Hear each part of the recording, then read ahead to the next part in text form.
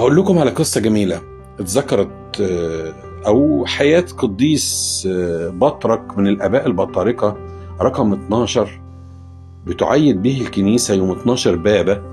كان يوم الأربع اللي فات اتذكر في السنكسار يوم 12 بابا، وهو البابا ديمتريوس الكرام رقم 12.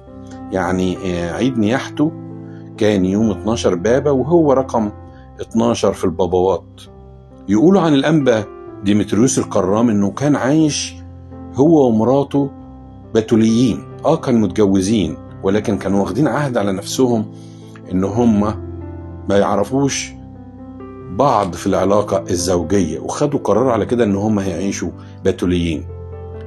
الشعب كان كل ما يتكلم على البابا ويتسرع ويستعجل عليه كان دايما يتذمر على البابا ديمتريوس، يقولوا ايه، هو جاي لنا بابا متجوز كمان وهيحكم علينا. كانوا بيتذمروا، بعض من الناس طبعا مش كلهم، يتذمروا على البابا ديمتريوس، ودايما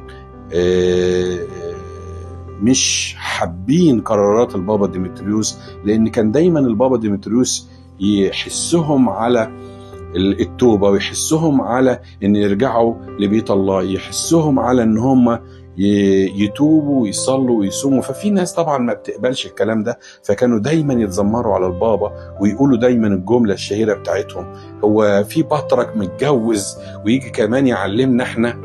فقعد يصلي البابا ديمتريوس الكرام، فسمع صوت وهو بيصلي بيقول له ايه، بكرة تخبر الشعب لانك انت كده بتعصر ناس كتيرة، اخبرهم بحياتك وانك بتول انت وزوجتك لحد دلوقتي عشان ما يعصروش فيك. فعلا البابا في اقرب قداس بعد ما صلى القداس قال للشعب ممكن ما تمشوش. الشعب كله وقف مستني البابا يقول ايه. قال لهم على فكرة يا احبائي، انا في حاجة ما كنتش حابب اقولها، ان انا ومراتي لم نعرف بعض حتى الآن في العلاقة الزوجية. الشعب قد ايه ندم، الشعب قد ايه قال استعجلنا بكلامنا على هذا القديس، استعجلنا بأمور كتيرة وبظلم كتير، واتكلمنا كتير عن البابا، والبابا في الآخر طلع إن هو عايش بتول. فقد ايه النهاردة الآية بتقول لا تستعجل بروحك للغضب، لا تستعجل فمك ولا يسرع قلبك إلى النطق الكلام. فبلاش الاستعجال، بلاش التسرع، بلاش تدي لنفسك كده زي ما بيقولوا بسرعة. لا، لما تستعجلش. أختم معاكم بحاجة جميلة جدا، لأن الآية دي فعلا فيها تأملات كتير. معلش مش هطول على حضراتكم. في قصة جميلة جدا سمعتها، بيقولوا ان كانت في ناس عندهم عملية في المستشفى، والعملية دي كانت المفروض تتعمل الصبح.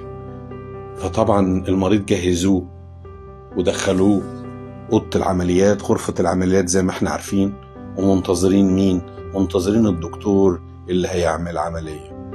الدكتور في ميعاده ما جاش، اتأخر شوية. فطبعا الغضب، وده طبعا حق شرعي، ولكن الغضب كان جامد قوي من أهل المريض، وزعلوا قوي، هو فين الدكتور لحد دلوقت؟ فشوية كده والدكتور جه. طبعا استقبلوه باستقبال بغضب وبحزن وبزعل، وكلمات فعلا كلمات تجرح، وكلمات فعلا مسيئة للدكتور. ولكن الدكتور دخل غرفة العمليات، ما بصش ولا سمع لكلام أهل المريض، وما تكلمش مع حد خالص، ودخل عمل العملية، والعملية نجحت وخرج الدكتور. فطبعا الناس واقفين بره، ايه ده حتى ما ردش علينا، هو اتأخر ليه؟ وايه بقى الكلام؟ الدكتور طلع لهم بعد العملية، وبعد ما العملية نجحت قال لهم ألف مبروك وحمد لله على سلامة المريض، وربنا يتمم شفاه. طب انت اتأخرت ليه يا دكتور؟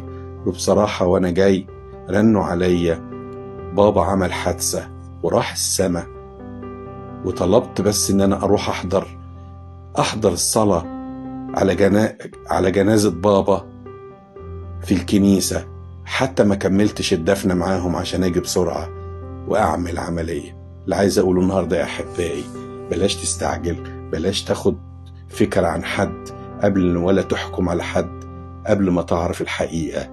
ربنا يكون معاكم، ونتعلم فضيلة جديدة وهي عدم الاستعجال. نلتقي في حلقة قادمة بنعمة المسيح من كلامه الحلو.